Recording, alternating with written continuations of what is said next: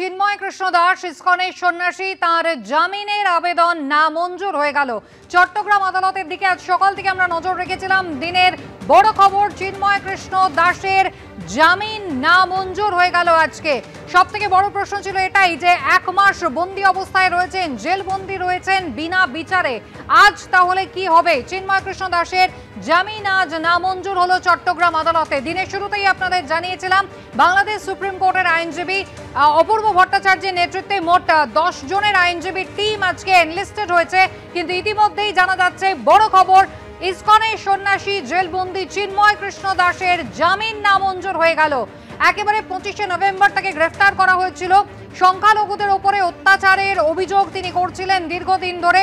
মৌলবাদীরা তারা অত্যাচার চালাচ্ছে, সরব হয়েছিলেন তিনি, জমায়েত হয়েছিল কয়েক লক্ষ মানুষের, এবং তারপরে তাকে গ্রেফতার করা হয় 26 তারিখ। সেদিন কিন্তু তাকে আদালতে নিয়ে আসার সময় একেবারে হট্টগোল পড়ে যায় এবং সেখানে এক সরকারি আইনজীবীর মৃত্যুও হয়েছিল। এরপর 11 এবং 12 তারিখ গত মাসে প্রথম দিন ওকালতনামা নিয়ে যাননি তার আইনজীবী রবীন্দ্র ঘোষ, এবং তার পরের দিন স্থানীয় কোনো আইনজীবী না থাকার কারণে কিন্তু শুনানি হয়নি। তার শুনানি এগিয়ে আনার আবেদন করেছিলেন রবীন্দ্র ঘোষ। আর আজ যেমনটা জানা যাচ্ছে তার জামিনের আর্জি মঞ্জুর হয়নি। চিন্ময় কৃষ্ণ দাসের জামিন নামঞ্জুর হলো চট্টগ্রাম আদালতে, অর্থাৎ জেলবন্দি থাকতে হবে ইসকনের সন্ন্যাসী চিন্ময় কৃষ্ণ দাসকে। এর আগে তার হয়ে কোনো আইনজীবী দাঁড়াতে সাহস পাননি। যে 71 জন আইনজীবী তাঁর ছিলেন তাদের কাউকে মারধর করা হয়েছিল, কারোর অফিস ভাঙচুর করা হয়েছিল। চট্টগ্রাম আদালত চত্বরে দাঁড়িয়েই বাংলাদেশের সরকারি আইনজীবীদের একাংশ হুমকি দিয়েছিলেন চিন্ময় কৃষ্ণ দাসের হয়ে যদি কেউ সওয়াল করতে আসেন তাকে মারধর হেনস্থার শিকার হতে হবে। রবীন্দ্র ঘোষ তারপরে তাকে আমরা দেখেছিলাম একেবারে বুক চিতিয়ে তিনি দাঁড়িয়েছিলেন। 11ই ডিসেম্বর কিন্তু ওকালতনামা নিয়ে যাননি, সেই কারণে কিন্তু সেদিন সওয়াল জবাব হয়নি। পরের দিন ওকালতনামা নিয়ে ফের তিনি চট্টগ্রাম আদালতে গিয়েছিলেন, কিন্তু সেখানেও স্থানীয় কোনো আইনজীবী না থাকার কারণে তার জামিনের মামলা শুনানি হয়নি। 1 মাস জেলবন্দি হয়ে রয়েছেন তারপর থেকে, এবং আজকে ছিল সেই শুনানির দিন। কিন্তু আজও সন্ন্যাসীর জামিনের আবেদন খারিজ হয়ে গেল, জামিন নামঞ্জুর হলো ইসকনের সন্ন্যাসী চিন্ময় কৃষ্ণ দাসকে। অর্থাৎ এখনো কিন্তু জেলবন্দি থাকতে হবে তাকে।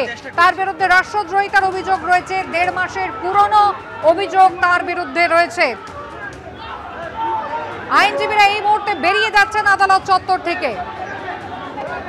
চিন্ময় কৃষ্ণ দাসের আইনজীবীরা তারা এই মুহূর্তে বেরিয়ে যাচ্ছেন চট্টগ্রাম আদালত চত্বর থেকে। জামিন নামঞ্জুর হলো ইসকনের সন্ন্যাসী চিন্ময় কৃষ্ণ দাসের, ফের জেলবন্দি থাকতে হবে সন্ন্যাসীকে।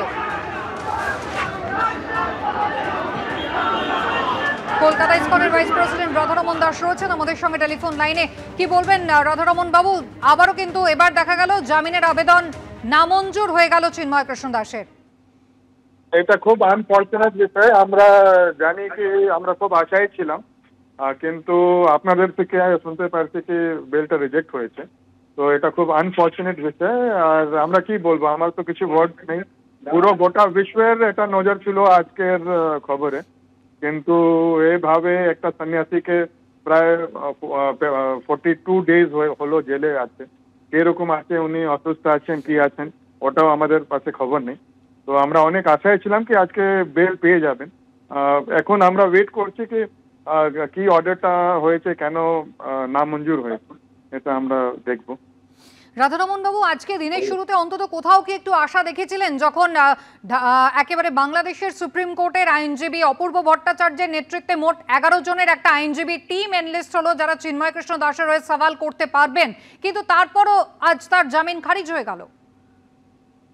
হ্যাঁ, আমরা অনেক আশায় ছিলাম। প্রথম তো লাস্ট টাইম আমরা দেখলাম কি দুবারে ওরা অ্যাপিয়ারই হতে পারলো না, কিন্তু আজকে যখন লয়ারের টিম গেল তো জাজের সামনে ওরা রিপ্রেজেন্ট করেছে। তো লাস্ট টাইম থেকে এটা অ্যাটলিস্ট ওনার লয়ার ওরা অ্যাপিয়ার হয়ে ওনার কেসটা লড়তে পারলো। কিন্তু এখন যেটা খবর আপনারা দেখছেন কি রিজেক্ট হয়েছে, তো এটা আমরা আশা করিনি, আমরা আশাই ছিলাম। কিন্তু এখন দেখতে হবে কি কেন বেল রিজেক্ট হয়েছে, কেন কি বাংলাদেশের ওদের জুডিশিয়াল সিস্টেম আছে, তো ওটা তো আমি কিছু কমেন্ট করবো না। তো লেটস সি কি কেন রিজেক্ট করা হলো, অন হুইচ গ্রাউন্ড। অনেক ধন্যবাদ রাধারমন বাবু, আপনার সঙ্গে আবারও বিস্তারিত কথা বলবো।